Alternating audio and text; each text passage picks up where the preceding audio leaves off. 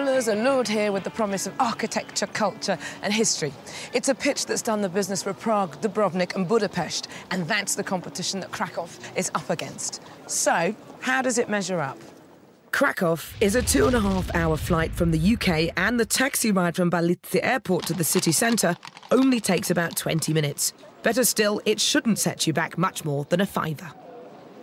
And once you arrive, you won't be needing public transport to get around the city.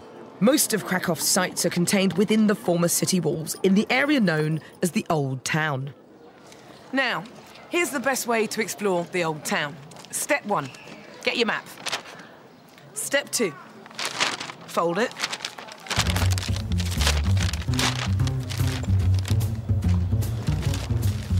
Well, that was relatively painless. Step 3, place it in your pocket. Step 4, go for a wander. The Old Town only covers a square kilometre. It's virtually impossible to get lost. And wherever you go, you'll never be far from the centrepiece of the Old Town, the biggest medieval market square in Europe, covering 40,000 square metres. At its centre lies the Cloth Hall, which houses a daily crafts and souvenirs market. I know what you're thinking. Just another bunch of stalls selling identikit tat to a desperate group of tourists dying to part with their hard-earned cash. Well, look again. There are some gems here at affordable prices.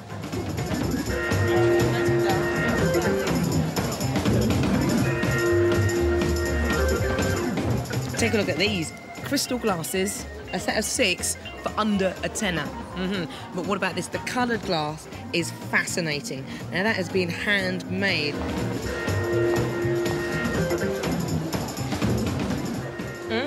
I've seen something I like. These. Amber's pretty big in Krakow. Excuse me, how much is this? Is it 86. This the second one, Jen? Yes. 86. And that's about 12 quid. Not bad. So far, I'd give Krakow a pretty high score. It's an attractive place with plenty of atmosphere and friendly prices. But as one British settler recalls, it hasn't always been such an appealing destination. I first came here in 1989. The place was still communist, though change was very much in the air. If you look around this market square, there were no cafes, there were no restaurants. There were long queues for basic goods. Very, very difficult it was to get hold of a beer. And the air was thick with pollution. The difference compared to today is obviously enormous. Swift change indeed. Developments in the salt mine at Wieliczka, just outside Krakow, are altogether slower. It's taken almost 1,000 years to extend the mine 327 metres below the ground. You can go on a group tour around some of its tunnels and 2,040 caverns, or hire a personal guide. Why go? Well, it's what the miners created in their spare time that makes a visit worth its salt. How deep are we? Now we are 101 metres below the surface.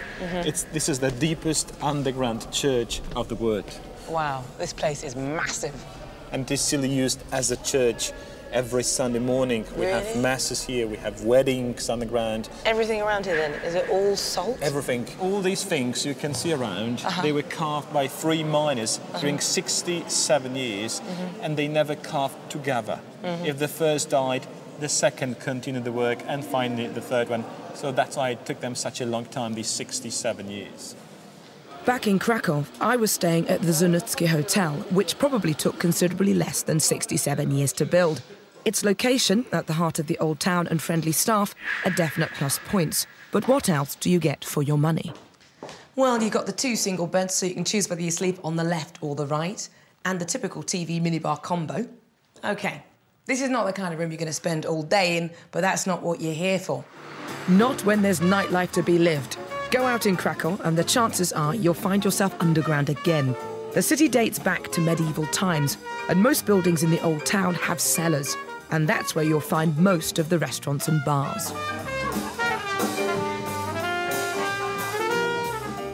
Being underground adds to the allure of the jazz scene, which has been a central part of the city's nightlife for decades. Harris Piano Bar, in the middle of the Old Town, is one of several places where you can take in a performance.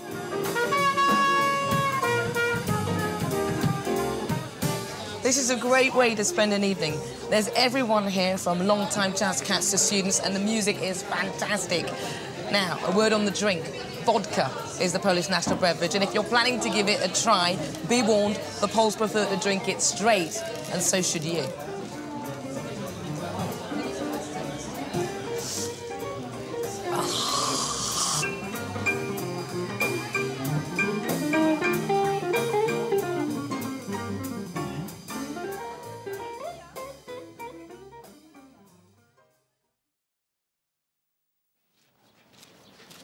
It's easy to forget as you wander Krakow's picture postcard streets that only 60 years ago, this area of Poland saw some of the worst inhumanities of the Second World War.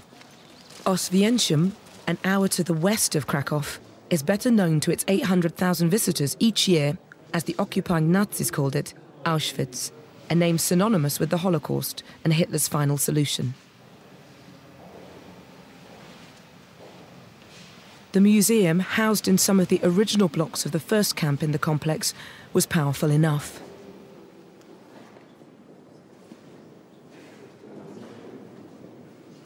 But the real shock came 3 kilometers away at the Birkenau camp. The scale of the place is as incomprehensible as the events that it witnessed. Around 1.5 million people, most of them Jews, died at Auschwitz.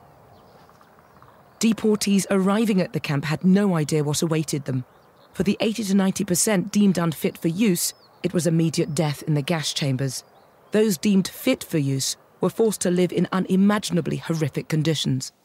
We are in a former building in which prisoners were kept.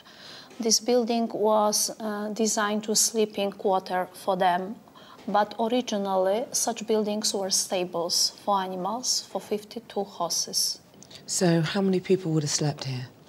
In one building, up to 400 prisoners slept or more. No washrooms, no toilets. Under such living conditions, only strongers could survive.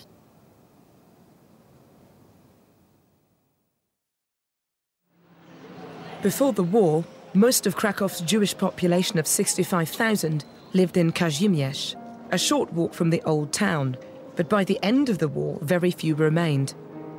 Today, there are only 170 practicing Jews left in the whole city. After years of neglect, Kazimierz is currently enjoying a renaissance and basks in its status as Krakow's most happening district. It's particularly popular with the city's massive student population, who pack its trendy hangouts. The locals say they can hardly keep track of the number of bars and cafes that have been opening at the moment. It's a pretty funky area in a faded kind of way. But that's what's good about Krakow, its ability to move into the future while still keeping a firm grip on its past.